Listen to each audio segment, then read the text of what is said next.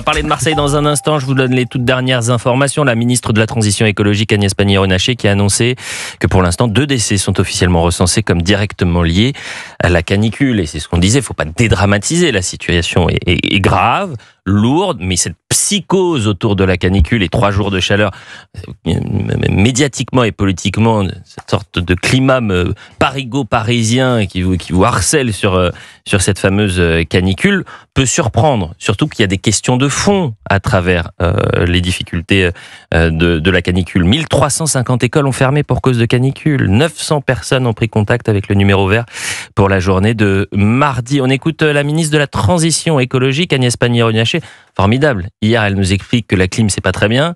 Et elle avait une clim juste au-dessus d'elle. Agnès Pannier-Runacher, c'était ce matin. La majorité des Français a évidemment les bons réflexes, mais on peut toujours se faire piéger. On a plus de 300 personnes qui ont été prises en charge en urgence par des pompiers et 2 décédés à la suite de malaises liés à la chaleur. Donc ce rôle de prendre soin de soi et prendre soin des autres est important. Et je vous propose d'écouter Sébastien Chenu, vice-président de l'Assemblée nationale, député du Rassemblement national, hier, qui a ciblé l'impréparation du gouvernement. Oui, bon, c'est une dinguerie de plus. La proposition de Marine Le Pen sur la climatisation, c'est simplement une proposition de bon sens pour protéger les Français. Un gouvernement qui n'a évidemment encore rien anticipé, un gouvernement qui se retrouve comme une poule devant un couteau quand arrive une vague de chaleur. Marine Le Pen, pour les années qui suivent, elle propose un grand plan de climatisation qui est économique, qui est aussi écologique en réalité, et qui répondra, on le pense, dans les EHPAD, dans les écoles, etc., à ce dérèglement climatique que nous ne nions pas. Et je disais, pire que la canicule, ce sont les médias, Éric Tegner, ou les politiques qui instrumentalisent le sujet et qui calquent leur idéologie sur les faits. Je lisais Libération. La clim, c'est une fuite en avant pour Libé. Oui, non, mais ces gens-là sont des hypocrites. Moi, j'aimerais bien aller voir les bureaux de Libération et voir s'il y a de la clim, pour le coup. Il faudrait presque lancer une forme de commission d'enquête. On se rendra dans tous les médias de gauche, on vérifiera s'ils sont ou non d'extrême droite. Parce qu'avoir la clim aujourd'hui, c'est être d'extrême droite. C'est comme Agnès Pannier-Runacher. J'imagine qu'après sa déclaration, elle a dû monter dans son taxi avec de la clim. Son chauffeur a dû lui dire, est-ce que vous voulez 23 degrés, 24 degrés? Vous voulez la petite bouteille d'eau à côté? C'est ça la réalité. C'est on est face à des gens qui sont dans l'impréparation permanente, des hauts fonctionnaires qui aujourd'hui sont globalement surpayés par rapport à la majorité des Français, et ces gens-là font ce type de règlement et ce type de loi et ce type de logique uniquement dans des bureaux climatisés, et ils oublient complètement la situation réelle des Français aujourd'hui, qui vivent quelque chose quand même d'assez difficile pour certains. Et puis quand vous voyez le tweet d'Emmanuel Macron-Paul Melun hier, qui nous explique que pendant les fortes chaleurs, il faut rester au frais, il faut boire de l'eau, il faut se mouiller le corps, il faut fermer les volets, j'ai l'impression de revivre ce que je disais, la situation pendant le Covid, où on expliquait que Mémé devait, pour Noël, dîner toute seule, manger la dinde toute seule dans la cuisine quand nous on était dans le salon, franchement. Paul Melun. Non, je vous trouve un peu dur. Je pense que si vous voulez, si on compare, à mon avis, avec dur mais juste, comme avec vos éditorialistes, toujours, bien sûr. Faites attention à vous.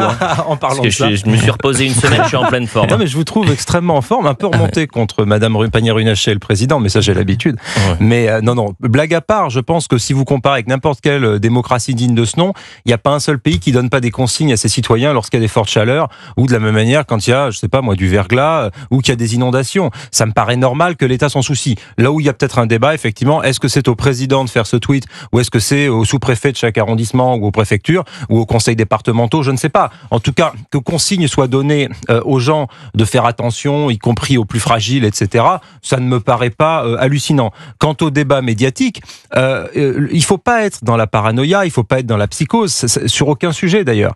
Par contre, il faut être dans la réflexion. Comment est-ce qu'on fait pour endiguer ou travailler sur le dérèglement climatique? Est-ce que la clim partout, c'est une solution, ou est-ce que ça contribue aussi au réchauffement climatique? Est-ce qu'on doit climatiser en priorité certains endroits, et est-ce que d'autres, il suffit de travailler sur la végétalisation des villes? Notre auditeur en parlait, il disait les villes sont bétonnées, il a raison. Quand vous allez dans les grandes villes aujourd'hui, les îlots de verdure, les piscines, l'accès aux points frais, les fontaines en libre service, c'est pas facile. On devait avoir un Central Park à Paris. Ça, c'était le débat. 20 ans de mairie à gauche du côté de Paris. Et il fait moins chaud à Paris aujourd'hui. Ah non, bien sûr. Il fait moins chaud. C'est parce Madame Hidalgo a raté ça. Elle nous a parlé de végétalisation, mais elle l'a pas fait ou insuffisamment. Et les maires écolos échouent là aussi. Mais les maires de droite ont pas fait mieux. Les conseils, pardonnez-moi. Vous connaissez le site vivreaveclachaleur.fr? Non. Bon, visiblement, c'est subventionné par Santé publique France. Il y a le logo de la République française, Vivre avec la chaleur. Je vous jure que c'est écrit noir sur blanc. Hein. Avant une séance de sport, vérifiez la couleur de vos urines pour voir si vous êtes assez hydraté. Ah. Non mais franchement, qu'est-ce que vous voulez que je vous dise? Moi qui fais beaucoup de sport, j'ai pas vérifié. Non mais donc vos conseils, pardonnez-moi. Franck Alizio. Le problème des recommandations infantilisantes, c'est que on a bien compris qu'ils faisaient ça lorsqu'ils avaient tout échoué. Et on le reprend les uns après les autres. Hein. C'est lorsqu'on n'arrive pas à produire et à consommer local, ce qui serait la meilleure solution en matière d'écologie, qu'on nous dit faites pipi sous la douche. C'est lorsqu'on n'a pas de masque qu'on nous dit restez chez vous ou restez quand vous mangez, restez assis, parce que c'est à chaque fois parce qu'il y a eu un échec, parce qu'il y a eu une imprévoyance, parce que les pouvoirs publics ont échoué, qu'alors on a des réponses comme ça. Là, qu'est-ce qu'on a? Pourquoi Marine Le Pen a proposé le plan climatisation? Parce que depuis 20 ans, rien n'est fait en la matière et qu'on se retrouve face à l'idéologie de la décroissance. La climatisation, comme c'est le progrès technique, c'est pas bien. Donc, on dit la climatisation, c'est pas bien. Et on a d'un côté un progrès qui est réservé à nos élites et qui disent aux autres, pour vous, ce sera la sobriété. Bon. Et du côté de Marseille, c'est pour les plus fragiles. La sobriété, c'est pour les plus pauvres. C'est toujours pareil. Je rappelle que vous êtes député et conseiller régional de Provence-Alpes-Côte d'Azur. Du côté de Marseille, est-ce que Marseille, c'est pas bon, il fait chaud très souvent et des pics de chaleur, vous en avez régulièrement. Est-ce qu'il y a cette ville est adaptée à ces pics de chaleur? Typiquement, par rapport à ce que disait tout à l'heure notre auditeur qui disait oui, mais qu'est-ce qui a changé? Je vous expliquer qu'est-ce qui a changé par rapport à il y a 25 ans, 30 ans. Aujourd'hui, en gros, Marseille, comme la France, est rattrapée d'un côté par le réel, de l'autre côté par l'idéologie de certains. Aujourd'hui, à Marseille, il y a moins de piscines publiques ouvertes et accessibles que lorsque j'étais enfant, lorsque j'avais une dizaine d'années. Or, vous allez me dire, oui, mais vous êtes à Marseille, après tout, allez à la plage. Oui, mais là, c'est le réel qui vous rattrape. C'est-à-dire qu'à la plage, les familles, elles doivent partir à partir de midi 13h. Vous pouvez demander à toutes les familles marseillaises, elles partent à midi 13h. Pourquoi? Parce qu'à partir de midi 13h, on va le dire simplement, il commence à arriver la racaille, il commence à arriver les chichas, il commence à arriver des vols, de la délinquance, à minima des incivilités. Et puis, midi 13h sur la plage, pour le coup, ça tape. Il fait très chaud, donc on y va très tôt. Il rentre aussi parce qu'à part, le soir, c'est pareil. Le soir, c'est pareil. Voilà, vous avez de l'insécurité sur nos plages qui sont pas assez surveillées. Vous avez des gens qui viennent et qui imposent leur mode de vie sur les plages. Et ce n'est plus tenable. Les Marseillais ne vont plus à la plage à Marseille. Ils vont à la plage dans le Var. Ils vont à la plage très loin de Marseille. Enfin, ils sont obligés de faire 1 heure de route parce qu'ils ne peuvent pas aller à la plage.